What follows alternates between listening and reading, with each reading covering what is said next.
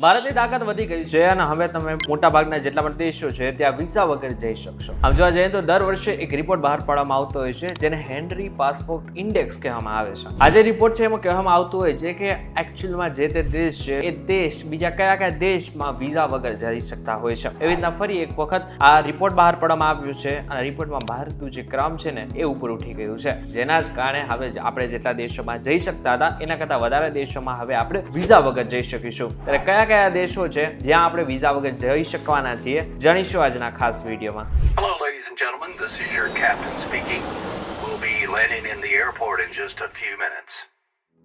What's up guys, welcome to Way to With My name is Karan Chowdhury. Henry passport index 2025 release થઈ ગયું છે, જેમાં ગયા વર્ષે આપણો જે ક્રમ હતો એ 88મો હતો, પરંતુ એ હવે 77 પહોંચી ગયો છે. એટલે આપણે છલાંગ લગાવી છે. આજે જમ્પ લાગ્યો છે એને જ કારણે આખી દુનિયામાં ભારત પ્રથમ એવો દેશ બની ગયો છે કે જેને આટલા અંક કાપી નાખ્યા છે. તમને જણાવી દઉં કે હવે આપણે 59 દેશોમાં વિઝા વગર જઈ શકીશું અથવા તો ઓન અરાઇવલ વિઝા આપણને મળશે. ગયા વર્ષે આ સંખ્યા 57 હતી, એટલે 2 નવા દેશો હવે ઉમેરાયા છે. તો અત્યારે તમારા મનમાં એક પ્રશ્ન થતો હશે કે એવો તો કયો દેશ છે કે જે પ્રથમ ક્રમાંક ઉપર છે કે જે દેશના નાગરિકોને કંઈ બહાર જવું હોય, વિદેશ જવું હોય, કોઈ પણ દેશમાં જવું હોય તો કોઈ પણ પ્રકારનો વિઝા નથી જોતા અથવા તો વિઝા એને ઓન અરાઇવલ મળી જાય છે. તો એ દેશનું નામ છે સિંગાપોર.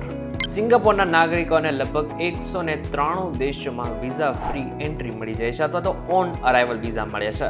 એ પછી જાપાન અને દક્ષિણ કોરિયા આવે છે, જેમના પાસપોર્ટ 190 દેશોમાં વિઝા ફ્રી એક્સેસ આપે છે. બીજી બાજુ અમેરિકા અને બ્રિટન જેવા દેશોનું રેન્કિંગ ઘટ્યું છે. બ્રિટન હવે 6થા ક્રમે છે, જેના નાગરિકો 186 દેશોમાં જઈ શકે છે અને અમેરિકા 10મા સ્થાને છે, જ્યાંથી 182 દેશોમાં વિઝા ફ્રી એક્સેસ મળે છે. છેલ્લા 5 વર્ષની અંદર એશિયાના જેટલા પણ દેશો છે એનો આંક સુધરી ગયો છે. એ પછી ભારત હોય, થાઈલેન્ડ હોય, મલેશિયા હોય, ચીન હોય કે પછી UAE હોય, આ બધા જ દેશો એવા છે કે જેમનો ક્રમાંક સતત સુધરતો આવ્યો છે. આ વૈશ્વિક સ્તરે તેમની રાજદ્વારી અને આર્થિક શક્તિ દર્શાવે છે. ભારતના પાસપોર્ટની આ સફળતા એ પણ બતાવે છે કે વિશ્વમાં ભારતની ઓળખ અને પ્રભાવ સતત વધી રહ્યો છે. હવે મોટાભાગના એવા દેશોની વાત કરી લઈએ કે જ્યાં હવે તમારે વિઝા ઓન અરાઇવલ સતત મળી જશે અથવા તો વિઝા ફ્રી એન્ટ્રી મળશે. આ દેશોમાં થાઈલેન્ડ, માલદીવ્સ, નેપાળ, ભૂટાન, શ્રીલંકા જેવા એશિયન દેશો, મોરેશિયસ, સેનેગલ જેવા આફ્રિકન દેશો અને ફીજી જેવા ઓશનિયા ક્ષેત્રોમાં દેશોનો સમાવેશ થાય છે. આ દેશોમાં મુસાફરી કરવા માટે લાંબી વિઝા પ્રક્રિયાની હવે જરૂર નથી. હવે તમે કદાચ છેલ્લો પ્રશ્ન તમારા મનમાં એ હશે કે હેનરી પાસપોર્ટ ઇન્ડેક્સ એકચ્યુઅલીમાં છે શું? તો એની વાત કરીએ.